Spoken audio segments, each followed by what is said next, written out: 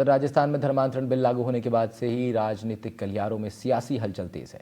ऐसे में प्रदेश कांग्रेस कमेटी के चीफ गोविंद सिंह डोटासरा ने भी प्रदेश में धर्मांतरण बिल लागू होने के लेकर बड़ा बयान देते हुए कहा है कि बीजेपी पहले भी धर्मांतरण कानून लेकर आई थी और अब वापस लेकर आई है, लेकिन ये कानून पास नहीं होगा। उन्होंने कहा कि बीजेपी की सरकार ऐसे कानून लेकर जनता का ध्यान भटकाने की कोशिश कर रही है। बीजेपी हिंदू मुसलमान करके सिर्फ अपनी राजनीतिक रोटियां सेकने का काम कर रही है। इतना ही नहीं, डोटासरा ने कहा कि मोहन भागवत के 3 बच्चों के बयान और नगर निकायों में प्रशासक लगाने के सवाल पर भी उन्होंने बड़ा बयान दिया है। उन्होंने कहा कि हमें हर धर्म का सम्मान करना चाहिए और ये सब चीज़ बहुत गलत है जो देश में अराजकता और नफरत फैलाने का काम इससे होता है। आरएसएस के कंधे पर बैठकर और सवारी करके भाजपा सत्ता तक पहुंची और अब मोहन भागवत की बात को ही नहीं मान रही। उन्होंने कहा कि इससे ज़्यादा और दुर्भाग्य क्या होगा। भाजपा की ब्यूरोक्रेसी से सरकार चलाने की मंशा है जो ठीक नहीं है।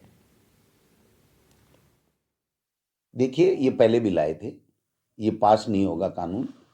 कोई भी ये हर चीज़ के लिए कानून पहले से मौजूद है, संविधान में व्यवस्था है, कानून भी मौजूद है, लेकिन वो नहीं करके सिर्फ जो जनता के मुद्दे हैं उनको ये उनका ध्यान डाइवर्ट करने के लिए इस तरीके की चीज़ें लाते। वसुंधरा जी थी तब भी लाई थी इस तरह का कानून, फिर उसका क्या हस्न हुआ साहब। और उसके बाद में अब आप दोबारा वो मुद्दे को पुनर्जीवित करके और केवल हिंदू मुस्लिम कर करके अपनी राजनीतिक रोटियां सेक रहे हैं। कब तक सेकेंगे?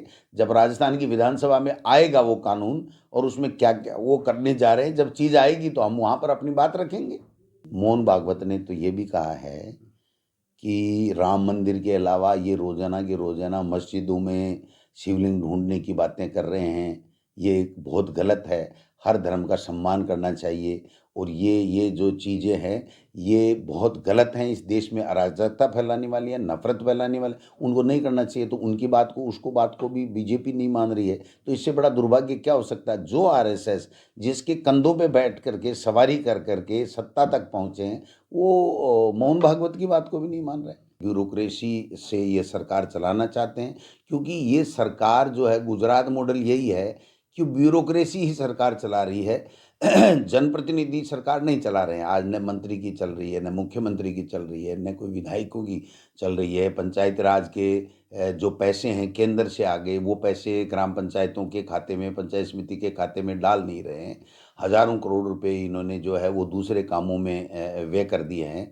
तो पंचायती राज और नगर निकाय को ये एक तरीके से कमज़ोर करना और उस पे इनडायरेक्ट में प्रशासक के द्वारा ब्यूरोक्रेसी से चलाना, ये इनकी मंशा है जो ठीक नहीं है। ये जनता के हितों के साथ में कुठाराघात है, जनप्रतिनिधियों का अपमान है। इसका हम लोग विरोध करते हैं।